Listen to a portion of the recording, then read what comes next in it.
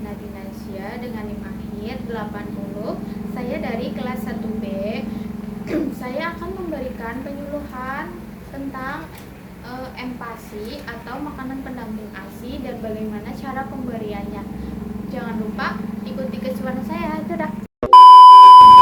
Assalamualaikum warahmatullahi wabarakatuh. Waalaikumsalam warahmatullahi wabarakatuh. Sebelumnya kami mohon izin ya ibu-ibu, perkenalan dulu. Apa ada yang udah kenal dengan saya, Bu? Belum. Oke, saya perkenalan dulu ya. Perkenalkan, nama saya Salma Ibnati Narsya. Saya mahasiswa dari Universitas Gadjah Slawi. Prodi saya yaitu S1 Ilmu Keperawatan. Di sini tujuan saya berdiri di sini yaitu untuk memberikan penyuluhan tentang makanan pendamping ASI. Ada yang udah tahu apakah itu makanan pendamping ASI, Ibu? Belum, Mbak. Belum. Oke, nanti akan saya jelaskan satu persatu dari mulai apa sih itu makanan pendamping ASI sampai cara bagaimana pemberiannya kepada bayi umur 4 bulan ke atas ya Bu ya. Ibu, saya lanjut ya untuk poin kedua yaitu di intinya. Sebelumnya saya ingin memberikan ini dulu ya Bu.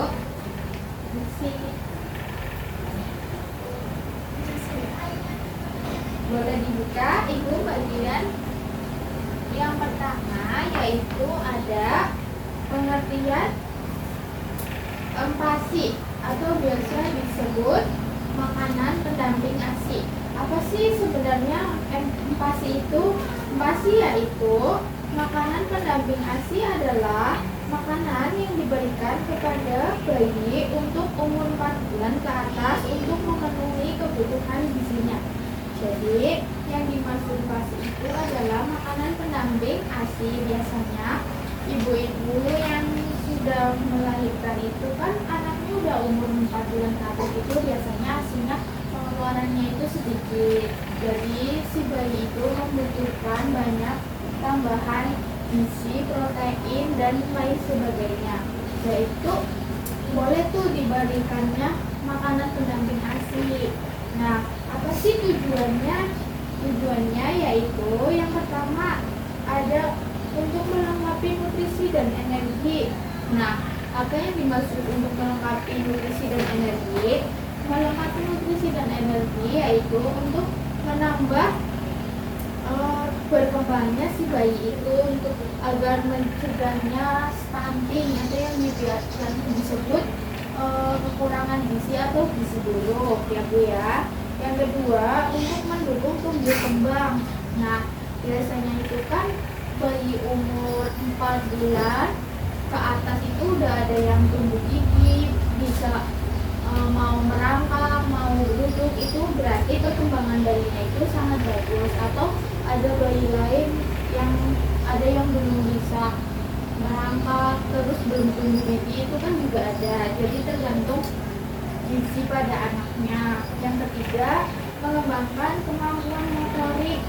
Nah, salah satunya untuk mengembangkan motorik anak, untuk biasanya bisa merangkak, udah cepat duduk, udah bisa, terus udah bisa untuk mengunyah makanan, giginya juga udah banyak yang tumbuh.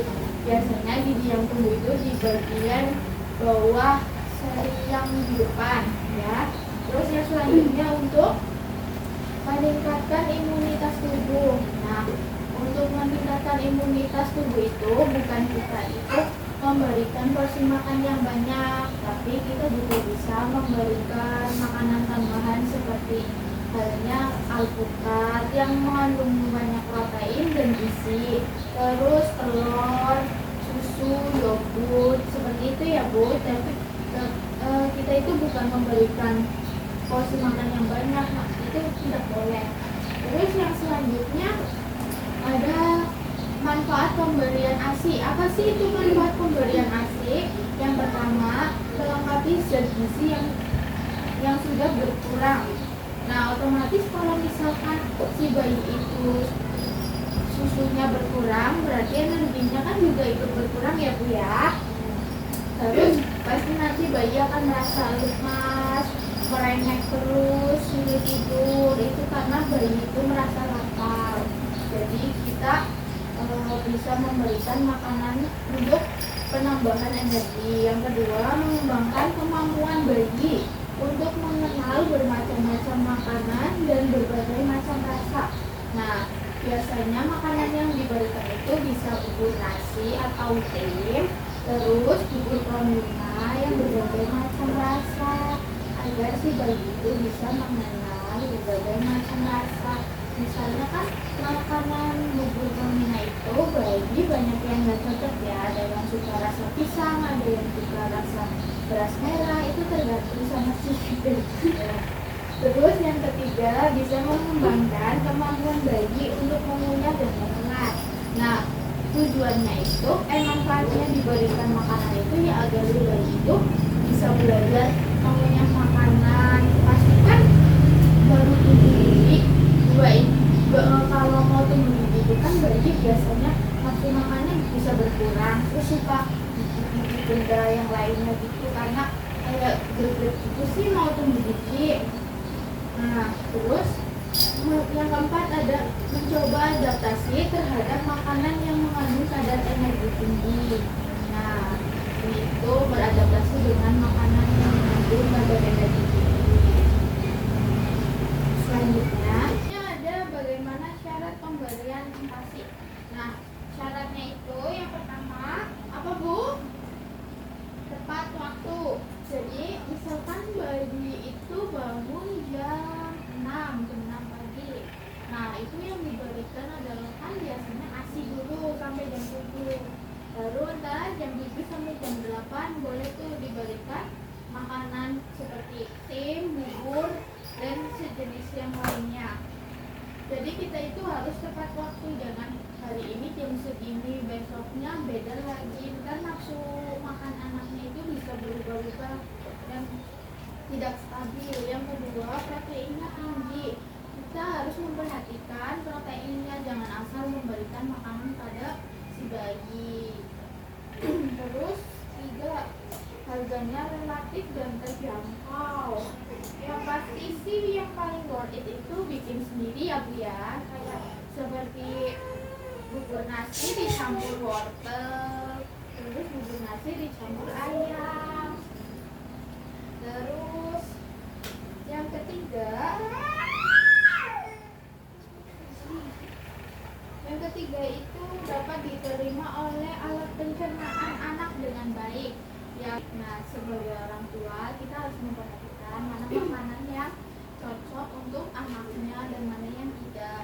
Biasanya kan kalau makan itu biasanya dari misalnya makan bubur sur gitu, ada yang anaknya kurang cocok, ada terus nanti anaknya BAB cair kayak gitu.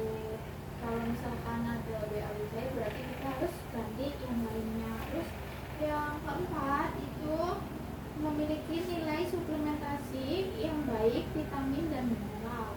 Nah, harus memperhatikan makanan ini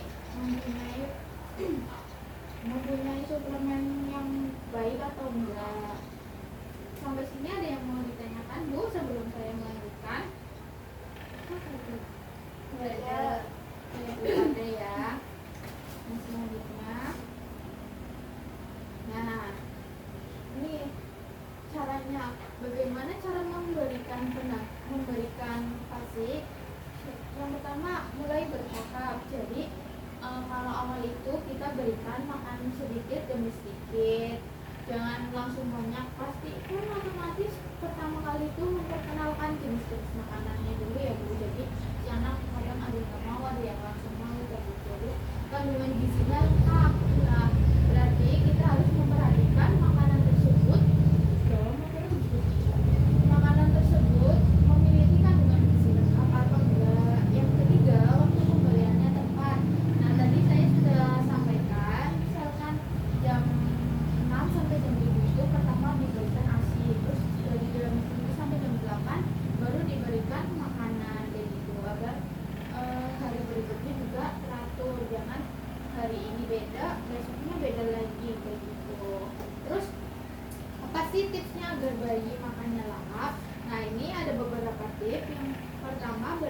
variasi warna makanan. Yang dimaksud diberikan variasi warna makanan itu bukan menggunakan warna dari bahan tekstil lainnya ya, yaitu memberikan warna makanan bisa dari sayuran, buah-buahan, dan yang lainnya. Yang kedua, jadwal makannya teratur. Nah, ini paling penting banget ya Bu, jangan diubah-ubah. Terus yang ketiga, jangan memaksa bayi makan. Kalau misalkan bayinya nggak mau makan, kita sebagai orang tua itu jangan memaksakan, tapi harus dengan sabar, nanti dicoba lagi dengan waktu. Terus yang keempat, berikan pujian saat bayi mau makan. Kalau misalkan anaknya mau makan, kita harus boleh, dede mau makan kayak gitu. Jadi anaknya itu kayak terhibur gitu. Terus kayak kalau nggak mau makan dikasih mainan atau apa kayak gitu. Nah, selanjutnya ada contoh menu empasi.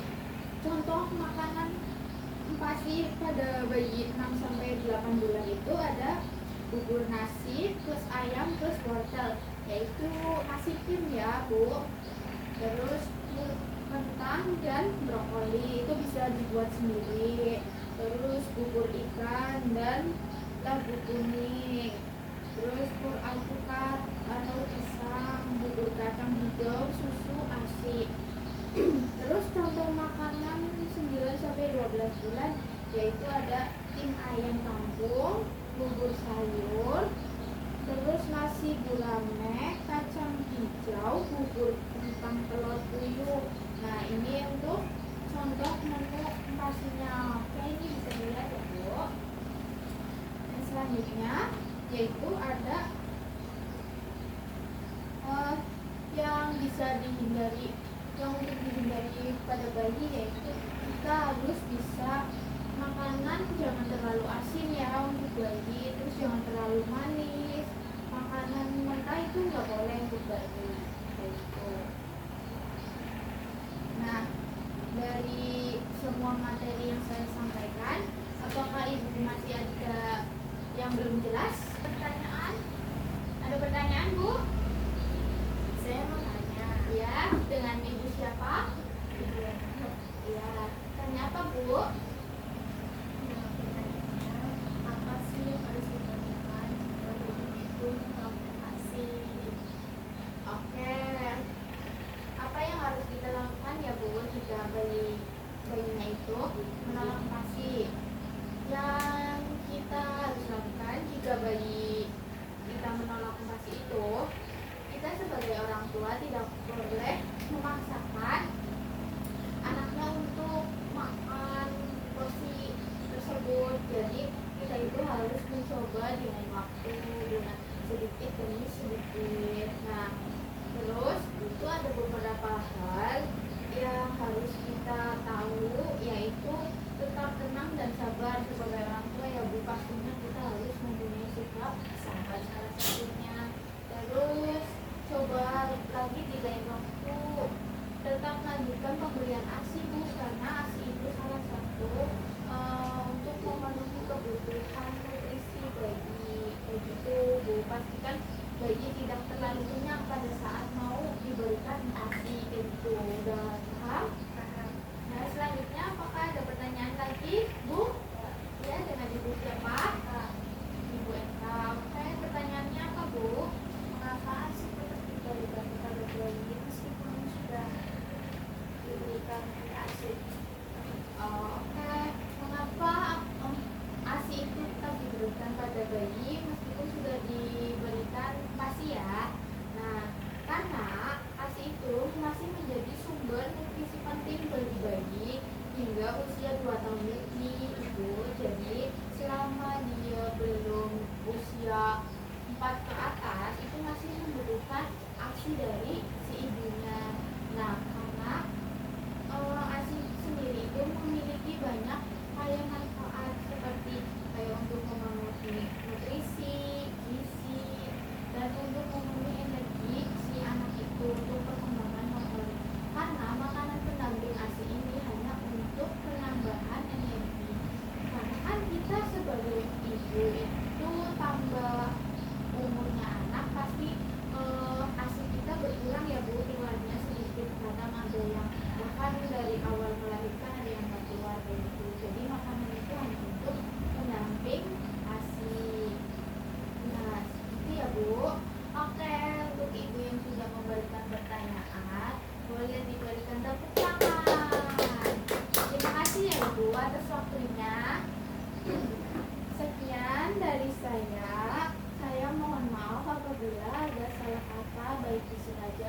dari sini aja ya Bu.